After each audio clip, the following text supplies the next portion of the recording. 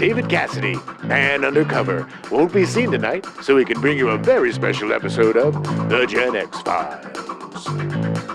Welcome to The Gen X Files. I'm Jim. I'm Adam. And today's show is all about Match Game. That's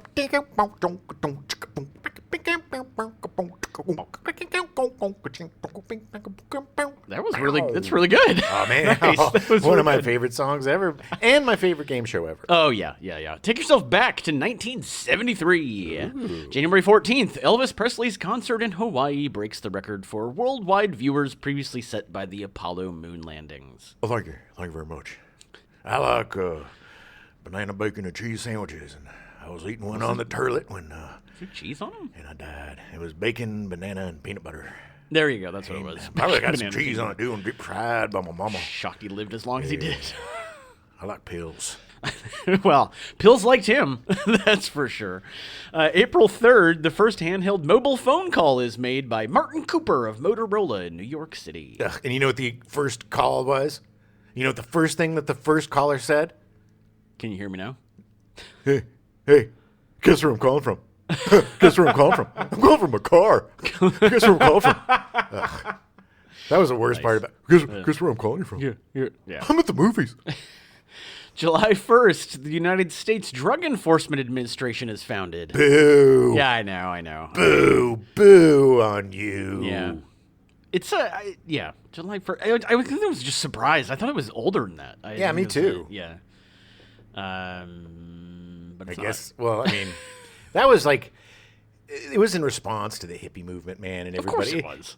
You don't realize how close pot became to being legalized in the 70s. Yeah. Gerald Ford was so close. There's a really great Saturday Night Live bit with Chevy Chase as Ford. Yeah. And he's like, well, I guess if we're going to legalize it, I better figure out how to roll one of these things. And it's like him trying to roll a joint, ripping the paper and all. It was absolutely, if you can find it on YouTube, back when Chevy Chase was a joy. Yeah. July 2nd, Match Game 73 premiered on CBS at 4 p.m. This is something else that I thought was really interesting, and we'll get into this, but for some reason, watching all the Match Game PM and Match Game 73, I really thought these were on later in the day. Match Game PM was on at 7 o'clock. Well, that's PM, baby. Anything after noon is PM. I know. It was just weird. Anyway. Yes, no.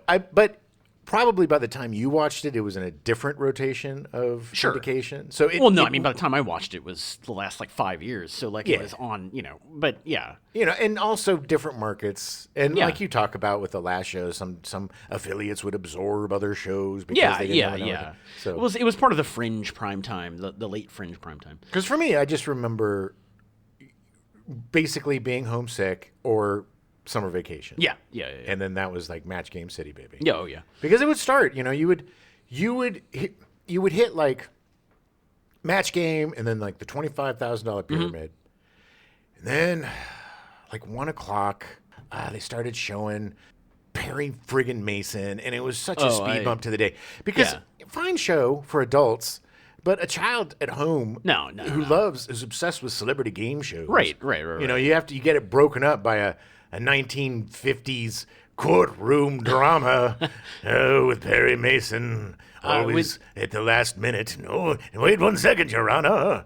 With they started soap operas early where I was, and after Price is Right was over at 11, they'd go into some soap opera, and God, man, I never turned the TV off faster. But that's the thing. The other two channels are held hostage by the stories, by your mom and your grandma's stories. Got to watch my stories. Yeah. My mom never did, by the way. My mom was not a stay-at-home mom and did not watch. I don't want to paint her as not that there's anything wrong with that, but I don't want to paint her as somebody who watched a bunch of. My mom watched one, and it was something she started watching when she was 15. I don't think my sister did. My sister worked for our stepdad for a while, and she got into one, and then pulled me into it. And I don't remember which one it was. It was All My Children or something.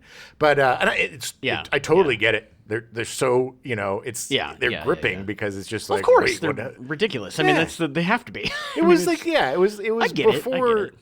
Before things became real salacious and violent, and you had all of your delicacies on streaming of any sort of that was the soap opera my mom watched eventually, it was the one that kind of led it was A Different World or something, or Another something. World. Another World, that's what it was. And it man, it embraced, when things got weird, it embraced it so hard. My mom was like, I don't think I'm going to watch this anymore. Never trust a guy with an eye patch, Adam. That's what I learned from watching my stories. That's true. That's true. But yeah, I think because you had to watch Perry Mason because there was only one channel that was running like game shows, and you would also get your Dick Van Dyke shows, you know, which I loved, and your Honeymooners or your I Love Lucy's. You know, you'd have a good block of comedies, comedy stuff. Yeah. But man, it was that awful Perry Mason hour, man, that I dreaded. 1:00. Within 3 months, Match Game 73 was the most watched program on daytime television. Of course it was. By summer 1974, it grew into an absolute phenomenon, with high school students and housewives scoring remarkable ratings among the 12 to 34 age demographic. Yeah.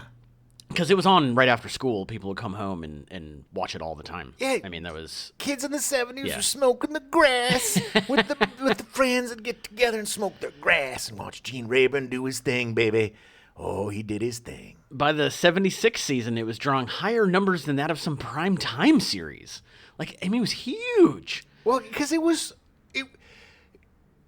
I've said this before, that I cannot stand knowing things about celebrities. Because it ruins stuff for them. But back then, nobody knew anything about celebrities. No. Barely. There were some rags that ran, you know, manufactured stories about people whose careers were on the way down anyway, or pissed off some sort of The Enquirer was studio the thing, but But this was the only time we really got to see our favorite celebrities be goofballs and drink and be silly. And be fun. Know? It was like a party. It was like a Hollywood party that we were invited to, and it was a little bit bawdy. You know, there was a little something under the surface. It was a little dirty and not too, we shouldn't be watching this. It surpassed records as the most popular daytime program ever, with a record 11 million daily viewers. Good Lord. Eventually that record would be shattered, but but later. that's amazing. That's huge. For daytime, Huge. that's amazing. Match Game 73 was not the first version of Match Game. It actually started in 1962. It was created by Frank Wayne for Mark Goodson, Bill Todman Productions. A Mark Goodson, Bill Todman Production. Always. During a corporate creative meeting, Wayne had an idea. Try this. Write down something about an elephant and try to write the same thing that you think the others will. Several different answers came up. It's gray, it's big, but 2 people wrote, "It has a trunk." Mark Goodson was intrigued with the concept of a game where there was no right or wrong answers and only matching answers scored points. I am quite intrigued with this game with no right or wrong answers. I mean, it's a game show without an actual game. Like it's It is. I mean, but it's that's the other thing too, is it's not for smarties. Like Jeopardy's for smarties, and it's great. It's a smug game. We've talked about this. Yes.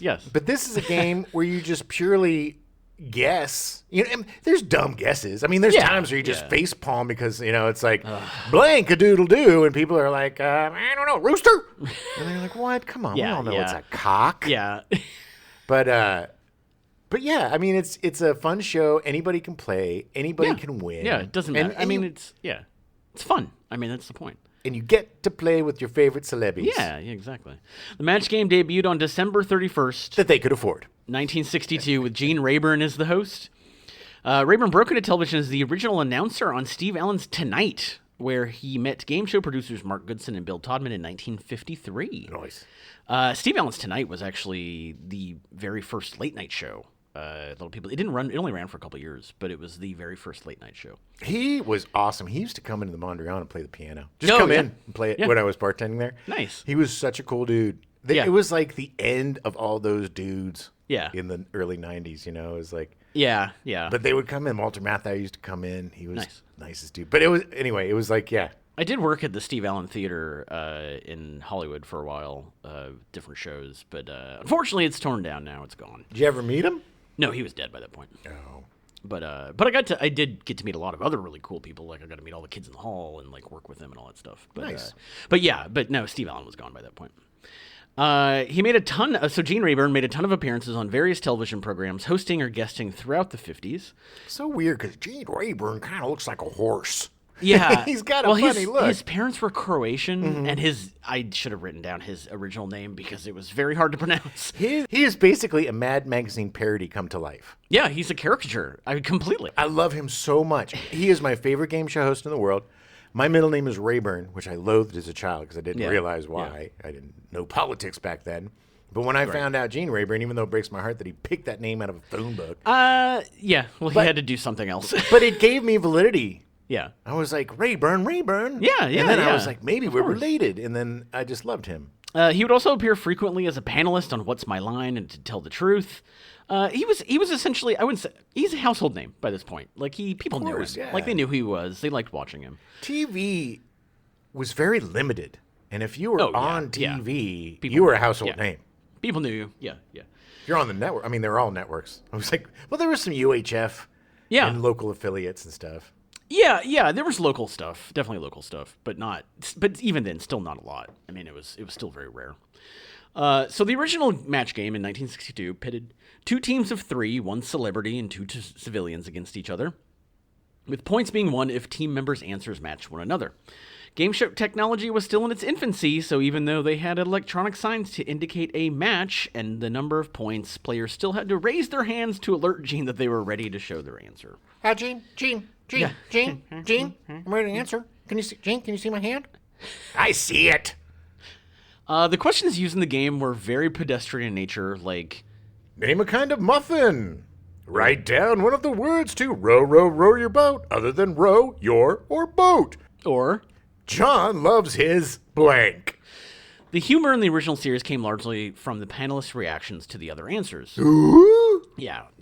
In 1963, NBC actually canceled the series with 6 weeks left of production. So, question writer Dick DeBartolo. Oh, baby. Oh, yeah. He was also freelance with Mad Magazine. One of the best Mad Magazine writers. One of the best. Did so many of the parodies. Oh, yeah. So many of the great... Dick D. Yeah. He came up with a funnier set of questions like... Mary likes to pour gravy all over John's blank. And he submitted it to Mark Goodson. It was 1963, so of course the panelists would give answers like... Mashed potatoes. Or... Meatloaf. But the unspoken possibilities made the audience titter. I love tittering, by the way. Yeah, it's good. Well, you see any old clips of Batch Game from 1963? Oh, there was a lot of tittering. Oh, man. If I'm tittering, I'm happy. With the knowledge that the show could not be canceled again, Goodson gave the go-ahead for the more risque-sounding questions, a decision that caused a significant boost in ratings and an uncancellation by NBC. See what happens when you got nothing to lose? Yeah. You sometimes you win. Sometimes you hit. The match game continued through September 26th, 1969 on NBC for 1,760 episodes. Good Lord, that's great for the first run. Yeah, it's a lot. Although the series still did well in the ratings, it was canceled in 1969 along with other game shows in a major daytime programming overhaul, being replaced by Letters to Laugh In, which a spin-off of the popular primetime series Rowan and Martin's Laugh In, but only lasted 3 months. Shock it to me. Which actually, Letters to Laugh In, I found out after, was actually a game show as well, and I'm not sure how it worked. They read letters and they said if they were real or not, probably. Yeah. Laughin' was hilarious. It was like the precursor to Saturday Night Live. Yeah. That was the Richard Nixon was on. Shock it Yeah. to me. Goldie Hawn got her start on that. And Rowan was on Match Game quite a bit. Yeah. I think Martin too, maybe. Probably. I wouldn't be surprised. Never together, because they were the same person. Yeah, never, yeah. In the early 1970s, CBS Vice President Fred Silverman began overhauling the network's programming as part of what has colloquially become known as the Rural Purge. The Rural Purge, time to get rid of all them farming shoes. The Rural Purge was of American television networks, in particular CBS, was a series of cancellations in the early 1970s of some very still popular rural-themed shows with demographically skewed audiences, the majority of which occurred at the end of the 1970-71 television season. In addition to rural-themed shows such as Mayberry RFD. Okay, Mayberry RFD was a spinoff of the Andy Griffith Show. Yeah. And, yeah, it was time to go. Yeah. It was so weird seeing the Griffith people in color and man, Yeah, Opie yeah. was still. It had been on for a Ron long time, Howard was a yeah. little long in the tooth to be playing such a good boy. Beverly Hillbillies and Green Acres. The Andy Griffith Yeah. Show was so popular. One of the best shows ever on television. and it started this whole run of like, we're going to put people in the country. Most malcontent men that I know have the Andy Griffith fantasy of being a sheriff in a small town where nothing happens, having a son and no wife to bug you, Yeah. but an aunt that takes care of everything.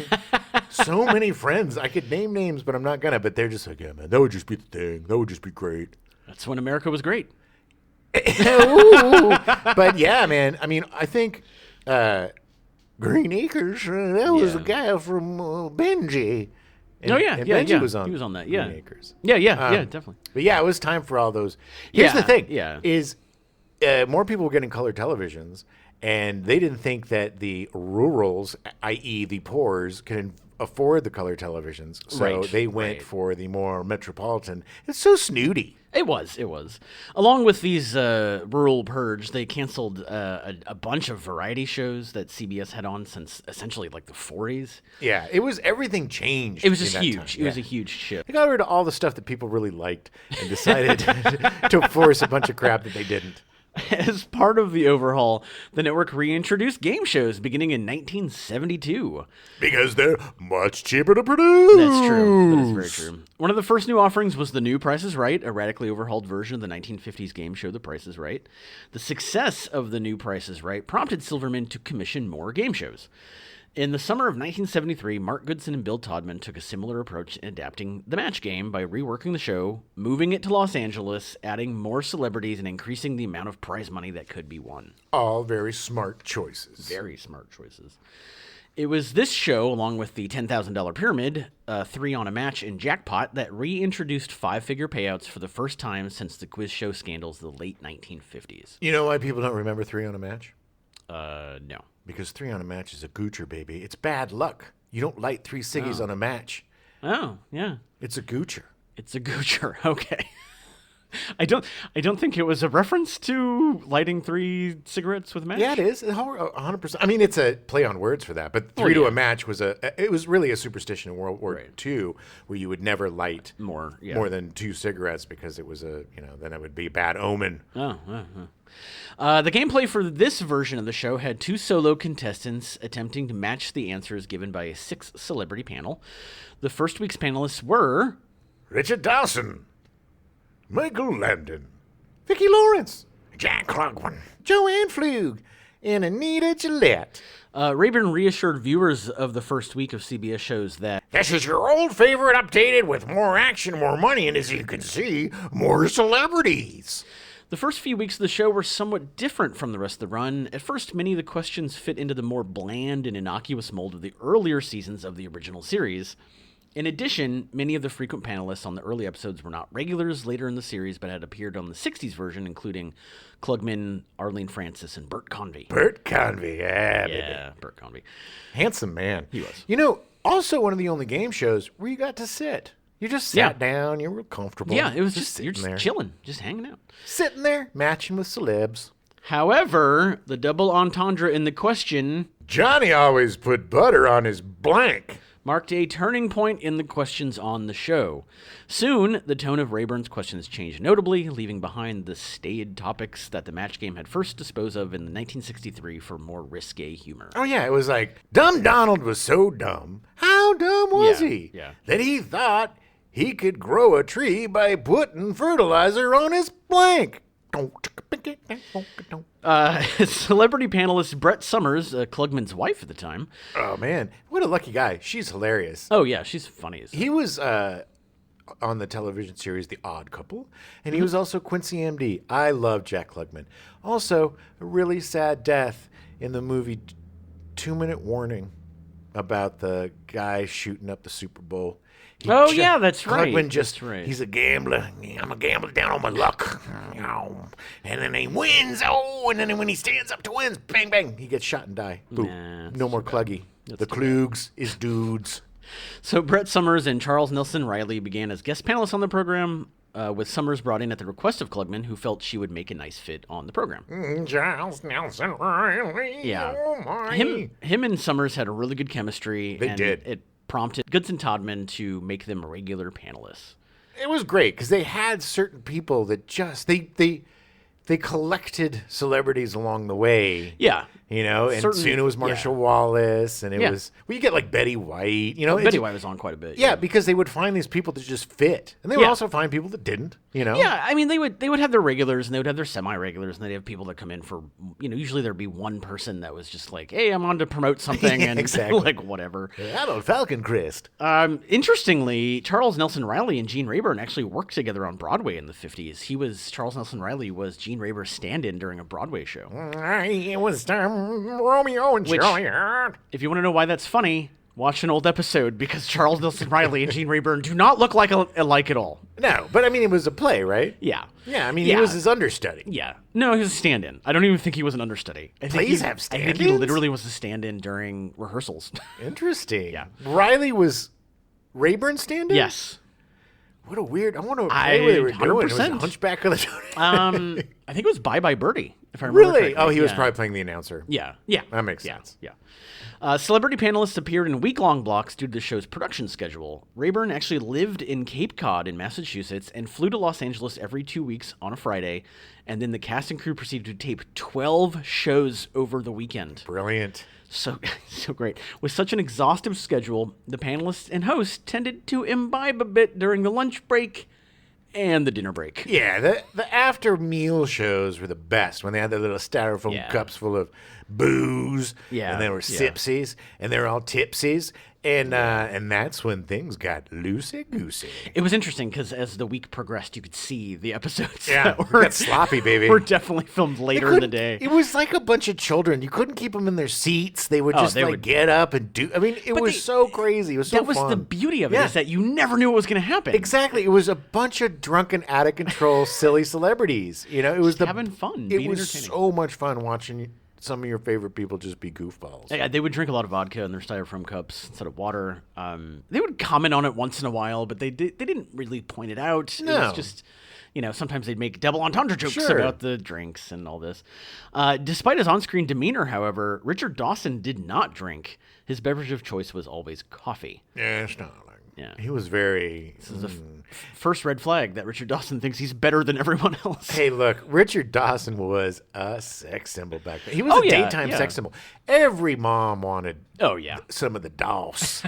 Some of the DOS sauce. You know what I'm saying? No. I don't know what you're saying, and I don't want to know what you're saying. But yeah, he was Hogan's Heroes. He just was a very charming Englishman. Yeah. He had that kind of air, that Richard Burton air. He had that kind of gravitas, but also kind of funny and seemed to really like people. Come here, darling. Let me give you a kiss. I mean, he was definitely very personable. Oh, super charming. I mean, he's a great host, and he was great. Yeah, charming. One of the best, in my opinion, Family Feud host of all time. I love all the others. I will always number one in my heart. Louis Anderson. Louis Anderson's great. He was so bad at it, but it made it so entertaining. And hey, I like Steve Harvey. He's really funny. Steve Harvey was great too. But yeah. Richard Dawson was so charming and just it was like he elevated the game show to something different with that show. Yeah. That I don't think has been done since. It was a good actor who was charming enough to be a great host. There's been really great hosts and great acting hosts. Yeah. Alec Baldwin's a good host. Jane Lynch is a great host. Yeah. But he just had this kind of, because he was kissing everybody and all the ladies loved him. And he just, that he wanted people to win. Yeah. And then, darling, okay. Come here, darling. Put your arm around you. What do you think, darling? Okay, are you ready for this? He was just really in the corner. Yeah. I mean, he made people want to watch him. I mean, that was he sold the show. He sold himself. Yeah, turned into a bit of a dick on the other show, but we'll get into that. Yeah, we'll get into it. A number of celebrities, including Betty White, Dick Martin, Marsha Wallace, Bill Daly, McLean? Is it McLean or McLean? McLean Stevenson? Stevenson. Yes, from MASH. It's funny because I know it's McLean, and I see the word written down, and I say McLean. I can't help it. Colonel Blake's plane was shot down over Korea at 0500 hours. and Fanny Flagg. They were all semi-regular panelists, usually appearing several times a year. Fanny Flagg had bright red hair. She was hilarious and has one of the greatest funny, yeah. names. Oh, yeah, yeah. Celebrity panels also included personalities from other Goodson-Todman-produced game shows like Bob Barker, Anitra Ford, Janice Pennington, and Holly Hallstrom, all from The Price is Right, and Alan Ludden from Password. They would come on and hang out for a while. Bob Barker early on was on a lot. Yes, there was a great exchange between them where Gene Rayburn's like, I follow you. And he's like, what are you talking about? He's like, your show is after this show. My show is after your show. You come on in, then you're on again. He's like, oh, yes, I do. It was so weird. It was like somebody turned on Bob Barker, the robot. He didn't quite get it.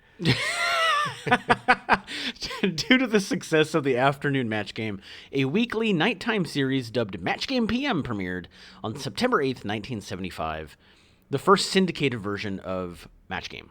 Yeah, and it was just like NyQuil PM because it made you feel goofy and sleepy and weird in all the right places. It was a primetime fringe show airing once a week in the hour before primetime started. So 7. Yeah, either 7 or 7:30. Depending. Or Which 6 if you were in the mountain or whatever. Central. Central. Yeah. Ours was always 6 because for me growing up, the primetime fringe shows was Jeopardy and Wheel of Fortune. Those were on at 6. Started at 6 and 6:30, but our primetime started at 7. Yeah, so. We were more sophisticated. We started at 8. Well, it's just a time. We were like Europeans. Thing, I know. And you were like peons. Central time zone just piggybacked on the Eastern time zone and just did. They were like, this is an hour earlier. I was always very jealous because you got to see everything an hour earlier. Plus, when I was at an age of bedtimes. Right. I would miss out on a lot of great shows. Starsky and Hutch started at 9 or 10. Baby, I can get it. I had to sneak. Yeah, yeah. No, Match Game PM was the first version of the game with self-contained episodes. The daytime version allowed contestant champions to come back, straddling episodes as was the given standard at the time. Oh, man, it burns my biscuits. That is not, it just should be that way universally on game shows. If you win, you 100%. Stay. I mean, look, even Jeopardy changed it so that it wasn't just 5 wins. Yeah. You do as many as you want, and look what happened. It's stupid, and I hate it. It's ruined my life. Match Game PM ran until 1981. The contestant who matched more celebrities at the end of the game won the game and went on to play the Super Match, which consisted of the audience match and the head-to-head match segments for additional money. Yep. On the CBS version, the winner of the main game won $100. They only won $100? Just for winning the game itself. You had to win extra money. Yeah. It wasn't a lot. I mean, maybe $100. Back then, $100 was like $1 million. Yeah, that's yeah. According to your math, then $100 was $600 would be so, about. Oh no, because the Magnavox Odyssey was right? $100 and it was $623. $623. There we go. So there you go. You won $623. You won enough to buy a Magnavox Odyssey. So for the audience match, the contestant was shown a short fill-in-the-blank phrase. For example, tell it to blank. For which the members of a previous studio audience had provided responses. The 3 most popular responses were hidden on the board, and the contestant attempted to match one of them. Yeah, because it could be, tell it to the hand. Yeah, or but tell nobody it said to that your back mama then. Or something. Yeah, I mean, tell it to the mountain. Tell it to the mountain. That's that probably one of what the I would things? say. Yeah, or yeah. Well, that was go tell it on the mountain. I thought it was too. But matching one of the 3 responses on the board awarded $500, $250, or $100 in descending order of popularity. If the contestant failed to match any of them, the round ended immediately and the contestant won nothing. The premise for Family Feud was derived from this audience match round of the game. Survey says. Yeah, I mean, this is literally it's the main reason that I include this was because it is the reason that Family Feud exists was because of the audience match. How many people survey? Answers on the board. Survey says. 2 audience matches were played on Match Game PM, allowing the contestant to win up to $1,000 in this half of the Super Match. That's worth like $6,000. Yeah, that's a lot. Yeah. A contestant who won money in the audience match then had the opportunity to win an additional 10 times that amount. Damn. $5,000, $2,500, or $1,000 by exactly matching another fill-in-the-blank response with one celebrity panelist. The format of these matches was much shorter and non-humorous, typically requiring the contestant and celebrity to choose from a number of familiar phrases. For example, baseball blank. And it could be baseball game, balls, baseball diamond, baseball balls. But that's what somebody. So it'd be like. So they go, all right, who are you gonna choose? And then every single time they'd be like, Richard Johnson. Yeah. All right, Richard. What do you think? And he would very dramatically write down his answer. And I don't know. It was very serious, this part. Yeah. No laughs and jokes. No, this was not. It was big money. It was big money. Sometimes the little drunkies behind would do some shenanigans. They would, and yeah. they'd be like, quiet, Brett Summers. Try to pull the attention to themselves like celebrities Put do. your shenanigans in your panigans, Yeah. Summers. The contestant was instructed that his or her response must be an exact match, although singular plural matches were usually accepted, whereas synonyms, derivatives, and partial word phrases were not. So, okay. What would you say? And I'll tell you if For it's baseball? what yeah. Baseball, blank. Player. Bat. No, You lost. You lost $5,000. All right, well. Pay up, baby. Originally, the contestant chose the celebrity. The panelist chosen most often by contestants to play the head-to-head match was Richard Dawson. Richard Dawson. Who usually matched with the contestants that chose him. He was actually really, really good at this. Oh, he took it seriously. Yeah. Oh, yeah. That's the thing. I think part of the reason why he didn't drink is because he took it. He wanted these people. It shows in his. Yeah. He gets a bad rap, and maybe he's a bit of a Richard, if you know if you want to read between the lines. But he also took the game seriously and really wanted people to win. He wanted people to win. Yes, very much so. Dawson, in fact, was such a popular choice for the second half of the super match that the producers instituted a rule in 1975 which forbade contestants from choosing the same panelists for consecutive head-to-head matches in an effort to give the other celebrities a chance to play. After 6 weeks, they discarded the rule. Yeah, because Nobody liked it. Well, because they knew they had a good. Nobody. Look, I love Artie Johnson. He's hilarious as the tricycle riding Nazi or whatever he did on Laugh-In. But I'm not going to trust him with my match because he's not a proven commodity like Dickie Doss. Yeah. Well, they were trying to. I think a lot of it was trying to still get away from the stink of the scandals in the late 50s. It's also a bunch of drunk, jealous celebrities. And like, why not pick on me? Just everybody was tired of Brett Summers and Jack Klugman all drunk and bitching behind the scenes about how nobody picked them. On June 28th, 1978, the producers made a second attempt to ensure that each celebrity received a chance to play the head-to-head match. Instead of simply choosing a celebrity, the contestants spun a wheel that was divided into 6 sections, each marked with a different celebrity's name. They tried everything. They did. Once the wheel stopped, the contestant attempted to match with the indicated celebrity. If the wheel did not make at least one complete revolution, the contestant was required to spin again. Because some people actually tried to cheat. Of course they did. They want the Dickie-Doo. When the star wheel was first introduced, each section contained 5 stars and a continuous white border, and the prize was doubled if the wheel stopped with its pointer anywhere in that area. Ironically, the wheel stopped on Richard Dawson the very first time it was used, it's hilarious. inspiring for the panelists, Brett Summers, Charles Nelson Riley, guest panelists Mary Wicks, and Dawson himself to stand up from their places and leave the set momentarily out of disbelief, leaving recurring panelists Scoey Mitchell and guest panelist Sharon Farrell behind. Well, they didn't let Cheryl Farrell in on the joke, apparently. They would do that a lot. You couldn't keep those. Keep them in the seats. And that was especially after the drinking ones. It was funny. I mean, it was funny because it was a total by chance. Well, yes, because Gene Rayburn was more of a babysitter on some shows than he was a host. Yes. He was trying to keep, and he was probably drunk too, trying to keep a bunch of drunkards in line.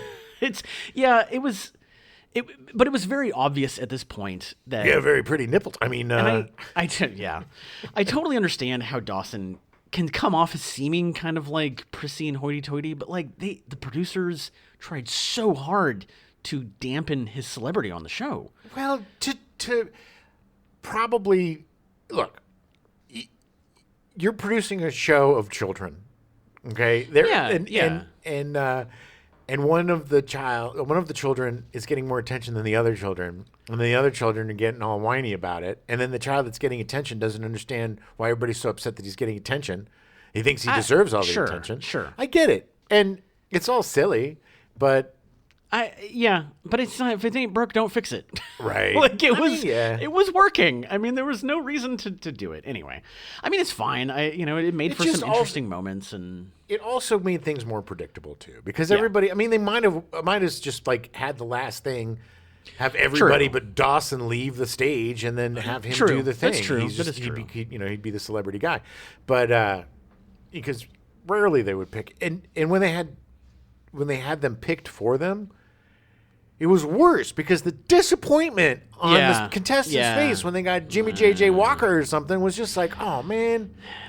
Oh, fine. And then the guy was like, I'm going to do my best, and then they were always like, I don't know this kind of stuff. I'm pretty bad at it. Yeah. Nobody played along like Dawson did. No, nobody took it seriously like Dawson. At the time, Richard Dawson was becoming weary as a regular panelist on Match Game, as he had concurrently been hosting the by then more popular Family Feud since 1976. This is where I disagree with Dawson, because he kind of went into a funk. He was wearing his sunglasses, and he lost all personality, and he just was a petulant child. He's like a petulant child sitting in church. They can't wait to get out and just is so upset to be there. So he wished to focus on Family Feud. The addition of the Star Wheel ended what effectively was Dawson's spotlight feature on the show, which distressed him even further, and he left the panel of Match Game permanently a few weeks later. Yeah, the last two shows he taped, he wore sunglasses, and the producers were like, well, what the hell's going on, man? Like, what's wrong with you? Yeah, go out on top, man. Don't go out like it's just drunk. like, why not just tell them, like, I don't want to do this anymore. It's fine. I got get the other it. show. You're like, busy. It's tiring to do two shows, especially hosting, and, it's like it's a lot of being present. It's a lot of, concentrating is exhausting. Yeah. And you have to be very present if you're going to be a game show host or a game show contestant. It's a very specific tunnel that you're walking down. And it's got to understand, too, that because of the way they film Match Game, this means that Richard Dawson was most likely working like 5 or 6 days a week. Sure. He would come in on the weekends to do this Match Game. And then he'd probably do 2 or 3 days of Family Feud during the week. And it's tiring. I mean, I get it. But, I mean, he would only have to do one weekend a month.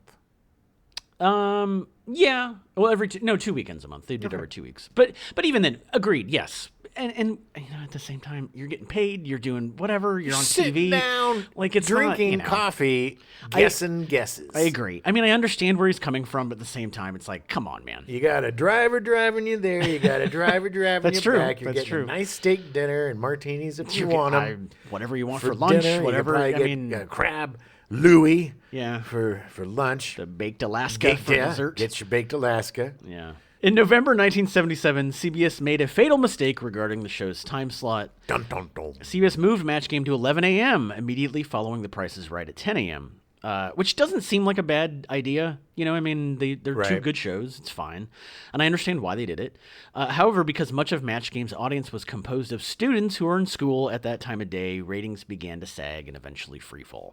Anytime they started shuffling a show to a different time slot, it was the death rattle of that show. Any audience member would know. Anybody watching TV, it's like, oh, something. Because people, especially with a syndicated show, a lot of times too, it's going to be on a different time. Well, at this point, it wasn't syndicated. Right. It was Okay. CBS. Yeah, but I mean, even that, like you said, even a slight time change can ruin everything. Because it was funny because it seemed like, I think, like Sunday nights were like the worst time, or Saturday nights were the worst time for Saturday TV was bad. Saturday. I mean, Saturday was reclaimed by the Love Boat and stuff, but but you could see something, it would go from like Thursday, which was the peak, Tuesday, and then back to Monday, and then the third Wednesday of every month, and then it was just like throw it on a Friday night, and you knew it was done. It was like, just put it to bed. It's done. Friday at 10 a.m. 10 p.m. 10 p.m. It's like, no. As a result, Family Feud quickly supplanted Match Game as television's highest-rated game show. CBS attempted to correct the problem on December 12th, 1977, with a scheduling shuffle among Match Game, Price is Right, and Tattletales. However, in a move that turned out to do even more damage, the network moved Match Game to its 1960s time slot of 4 p.m., a time slot which, by this point, many local stations were preempting in favor of local or syndicated programming. Right. And I think Family Feud took off because of the family competition. Of course, a whole family against a whole family. It was really fun to see, Grandma go head to head Yeah. with Uncle Mark. Yeah, It was, exactly. It was, and again, hosted by a very charming Englishman. Right. As a result, Match Game was unable to get the audience it once did in the 60s at 4 p.m. So on July 19th, 1978, a new Match Game set was built by CBS, changed from the original bright orange to a new set with blue and white colors, as well as revamping the logo. No. At this point, they had still been calling it like Match Game 74 or Match Game 75 and like changing it. Yes, I you know, remember as it that. went. At 4 p.m., the show trailed Family Feud, The Price is Right, and NBC's Wheel of Fortune, and it fell out of the top 3 game shows in 1979 for the first time in the CBS run. The 1,439th and final CBS episode aired on April 20th, 1979. The Tom Kennedy hosted game show, replaced Match Game on the schedule when it premiered in the 10:30 a.m. time slot on April 23rd, 1979. Yeah, who remembers Phew? Yeah, you know what? I looked it up, and the rules were so confusing that I was like, no wonder why no one knows what this show is. Phew. I tried to include it, but it would literally have taken us half the show to explain how to gives play a it. crap. Yeah. That was the thing, too. Things became ridiculously complicated. Yeah. The conceits for some of these game shows are just like, okay, well, let's just, blow everybody's minds. Yeah. After the cancellation of Match Game 79, there was still enough interest in the series for Goodson Todman to consider a continuation of the daily series in syndication, as the weekly Match Game PM was still airing and had not stopped production. The consideration eventually came to fruition as a daily syndicated Match Game without a year attached and often referred to on air as The Match Game, which debuted on September 10th, 1979. The 73 to 82 run was taped in Studio 33 at CBS Television City in Los Angeles. Nice. CBS Television City. Shared the stage with The Price is Right. The daytime syndicated show produced 525 episodes running until September 10th, 1982, exactly 3 years after its debut. That's synergy, baby. It's weird. It's super weird. In 1983, producer Mark Goodson teamed up with Orion Television, who had recently acquired the rights to Hollywood Squares, and NBC to create the Match Game Hollywood Squares Hour. That's a good match. It is. Because It is. it's basically the same kind of goof. Hollywood Squares was fun. I didn't like it as much as Match Game. Yeah, I thought it was same. just a little too convoluted. Yes. And a little yes. bit too much like, Yeah. okay, You're you're not paying- all Paul Lind, okay? No. You're not all gonna be funny, okay? You're not gonna No, do it like no. he does. And a lot of times, because he was a master, man. That's Oh, why he yeah, was a center yeah. square. Paul Lind, boom, love him. But yeah, it just got kind of. It just got kind of laborious. And it had 9 celebrities rather than 6. Circle and gets the square. And inevitably you have like 3 celebrities that just weren't good at it. And or it was weren't like, into it. Yeah, or just didn't care. And it was fine. I watched it in the 80s when they brought it back again. But like Questions are so arbitrary, you Yeah. know. It was And stuff it was- like. But it was confusing. I mean, that was the thing, is that it was like you had to ask, the celebrity would give an answer, and then you had to agree if it was the right answer or not. And I was like, Right. okay, you've got 3 steps to answer the question. Like, Right. And then the Okay. celebrities would make up these crazy Yeah, answers. yeah. And then, but Paulin was really good at making up Yeah. crazy answers so the people would win. You know, he didn't yeah. do it to trick Right, them. right. He Of would course. just do it for the laugh. Yeah. Now, let me tell you, it's to be like, is the dress made of, he was just so. He was another guy that was, we got to do like Yeah. the game show greats, Yeah. one time of just the best contestants. No, yeah. There was a great clip with Gilbert Gottfried. If you ever chance, it's on YouTube. Check it out on Hollywood Squares, where he was doing that same thing, where he just made up crazy answers, and this woman just kept agreeing, and he would just scream "You fool!" at her over and over again, and it literally went on for like 5 minutes of her answering, and him. It's like obviously it's wrong, but she would agree, and yeah, Well, people get nervous. yeah. And yelling at some poor, nervous, regular lady probably didn't help her, Gilbert, but it's hilarious. But he's funny. He's funny. I love Gilbert. He told the best of all of the aristocrats. Oh, yes, he did. Yes, he did. Gene Rayburn, after a year as a morning show host in New York, agreed to return to host the Match Game. However, few of the regular Squares cast appeared on this version. John Bauman of rock group Sha Na Na was tapped to host the Hollywood Square segment of the game. Now, he was known affectionately as Bowser.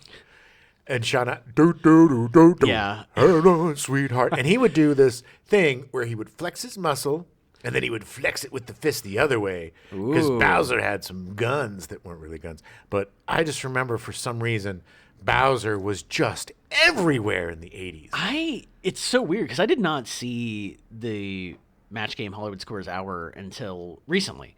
Like Buzzer picked it up and they ran it for a while, and I literally had no idea who this guy was.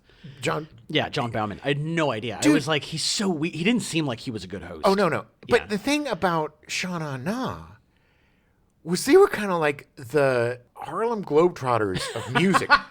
They had like 10 members and they would change, but they would have Right. like the blonde guy and the Yeah. and Bowser was like the tough. Yeah. He was the Fonzie type. And they would sing all these doo-wop songs. Yeah. And they were hugely reasonably popular during the No one 70s really and understands 80s. why. Nobody does. But there they were. It was just another anomaly of the 70s, 80s overlap that created some really head scratchers of celebrities.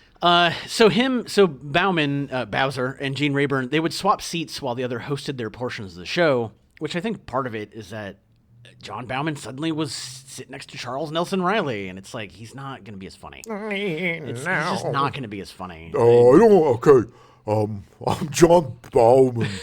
Bowser.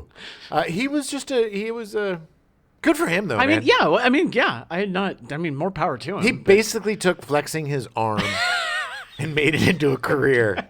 Black T-shirt. I remember it. I could see it with his flooped up pompadour, his grease hair, and oh man, good for him. The Match Game Hollywood Scores Hour ran from October 31st, 1983 to July 27th, 1984, and then was summarily canceled. Yeah. In 1989, ABC, which had not carried a daytime game show since Bargain Hunters in 1987, ordered a revival of Match Game for its lineup.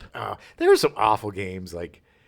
They were just like coupon cutters and just stuff that was just, There was a huge like retail thing. Like Sale of the Century was one of my favorites, but it had started earlier. And Supermarket Sweep. Supermarket Sweep. I love Supermarket Sweep. Yeah, that too. was cool because you got to go. But a lot of them were just like, all right, you won these steaks. Yeah. And it's like, well, okay. Yeah. Thanks for the Great. steaks and macaroni and cheese that I get to take You work home. your butt off, and here's your $100. It's like, oh, awesome. Thanks. It just seemed like making poor people work really hard to get crap was Wow, kind of it's the almost thing. like it's America. Yeah, you go at them.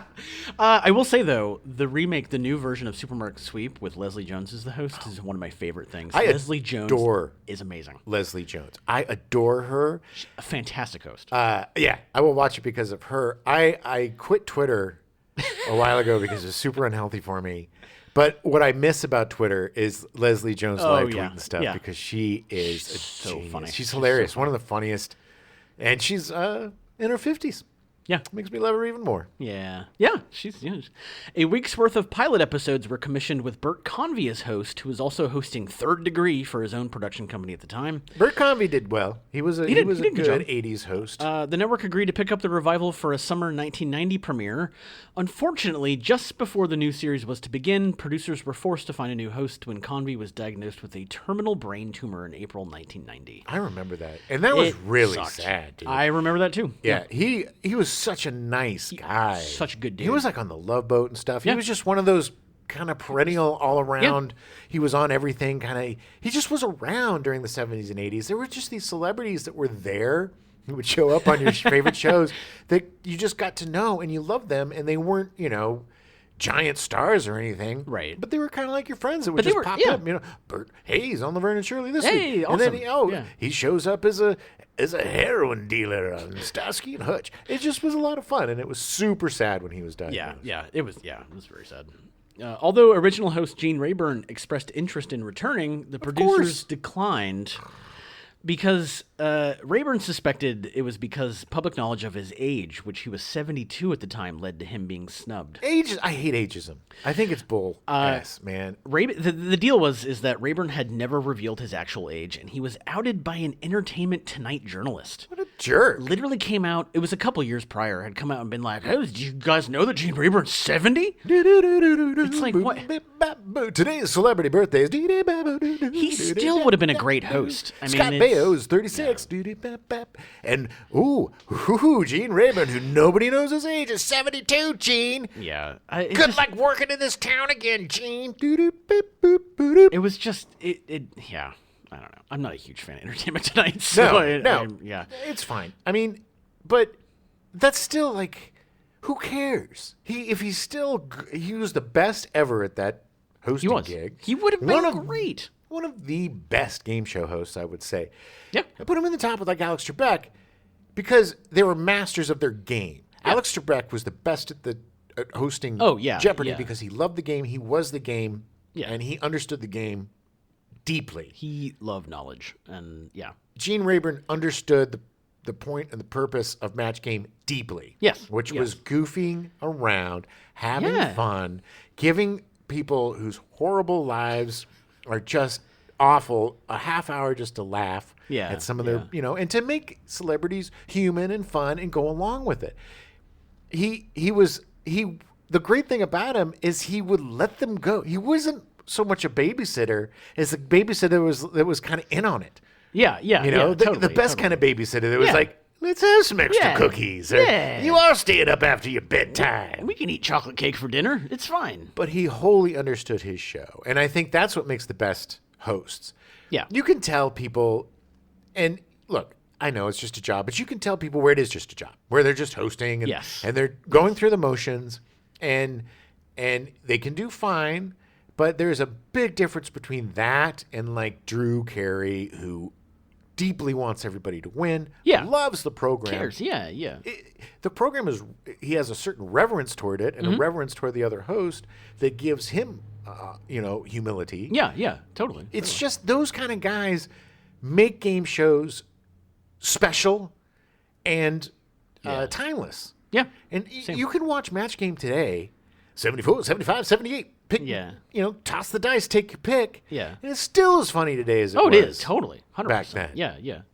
So they end up hiring Ross Schaefer, the former host of Fox's Late Show and the USA Network dating series Love Me, Love Me Not, to take over as host. Yeah, he was not great. I don't know who Ross Schaefer is. He's not great. If you ever watch this, he's not. It's fine. I would never watch anything without Gene Rayburn. Yeah. Match Game wise. I'm sorry. Charles Nelson Riley returned as a regular panelist, and Brett Summers appeared as a guest panelist for several weeks. A lot of panelists returned, such as Vicki Lawrence, Sally Struthers, Brad Garrett, Bill Kirschenbauer, Ron Lucas, Marsha Wallace, Betty White, Dick Martin, Dolly Martin, Joanne Worley, Edie McClurg, and J.J. Jimmy Dynamite Walker. The show's 242nd and final episode aired on June 21st, 1991. This was ABC's final daytime game show. Really? Yeah. Really? They personally did not produce game shows after that. Well, do networks even produce games? Not anymore. Not anymore. Most of them are syndication, except for Price is Right, which is CBS. Okay. And then the primetime stuff. Yes, that stuff, yes, but daytime. I'm talking daytime. Match Game, I guess, is it Match Game PM? What do they call it? No, this is called Match Game. With the new one? With Alec Baldwin, yeah. He's good, but he's no Gene Rayburn. I'm sorry. No. And it's a little too reserved, it waffles between being a little too reserved and then a little too like we're trying to be like the old one. Yes. But it's funny. It's fine. I'd go on it. Yeah. I'd do it.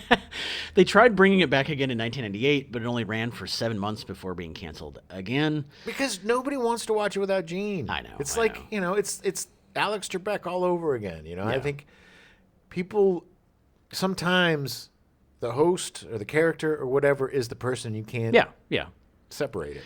Though in poor health and suffering from dementia, Gene Rayburn appeared in person to accept a Lifetime Achievement Award from the Academy of Television Arts and Sciences. A month later, on November 29th, 1999, he died of congestive heart failure at his daughter's home in Gloucester, Massachusetts, at the age of 81. Man, just shy of the millennium. Yeah, almost made it. He was cremated and his ashes spread in the garden of his daughter's home. He only had one daughter. That was it, Lynn. She was only the one kid. He's married to his wife for like 60 years. Yeah, those guys they were good dudes. Yeah. He was a good guy. That's the thing, too. He could be a total family man because he only had to go to work 2 weekends. It was the opposite of most Hollywood dads. It's true. Which you get to see your kids maybe 2 weekends a month because you're working so hard. But he reversed it so he could spend time with his daughter. And it's really crazy though that he just never moved out here. He never. I'm good for him for getting away with it and being able to do it. But it's like I don't want you to raise you in Hollywood. You can stay out here, and I'll just be gone a couple weekends a month, and I'll be back. The show was revived again in 2016 with Alec Baldwin hosting. So the show Match Game has actually been produced in 12 different countries over the last 4 decades. The only one still currently running is in the UK with the name Blankety Blank. Blankety blank, don't blank blank. Which I think is the greatest name for a game show ever. Oh, yes. Hello and welcome to Blankety Blank. Yeah. I'm your host, super British. and our panelists are... In 2013, TV Guide ranked the 73 to 79 CBS version of Match Game as number 4 in its list of the 60 greatest game shows ever. I'd put it at number 3. Yeah, I would probably put number 3 as well. I would put The Price is Right as number 1. Yeah. I would put Jeopardy as number 2, only because a show that is so low key. I'm just so impressed. Yeah. That that a Smarty Smarts could be so popular. It's still very popular. Yeah. But and then I would put it number 3 because it was the most fun. Yeah. The reason why I loved, because I love game shows. I'm not as much of a game show nerd as you are. Yeah. But I was always drawn to the celebrity game shows in the 70s and stuff because, like I said, we didn't know what the celebrities were like. Yeah. So for me, Hollywood was just this, it was like a club of a bunch of people. They probably slept in bunk beds. They all hung out together.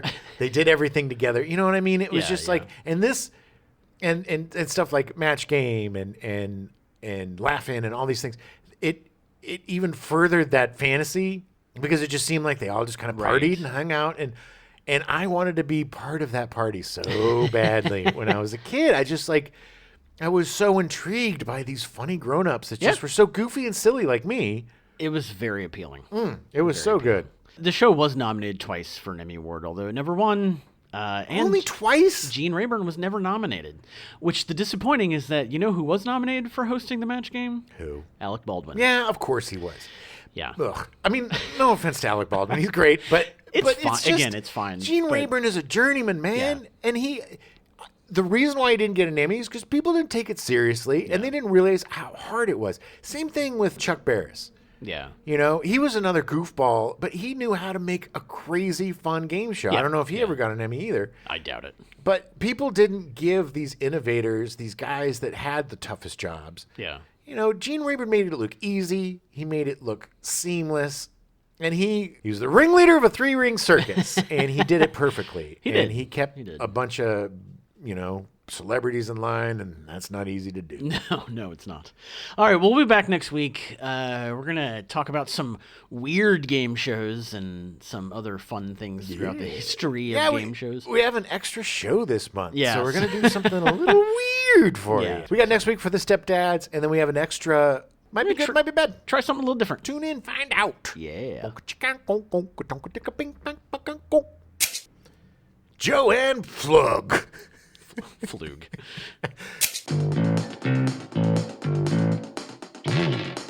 We now return you to your regularly scheduled programming, Silver Spoons, already in progress.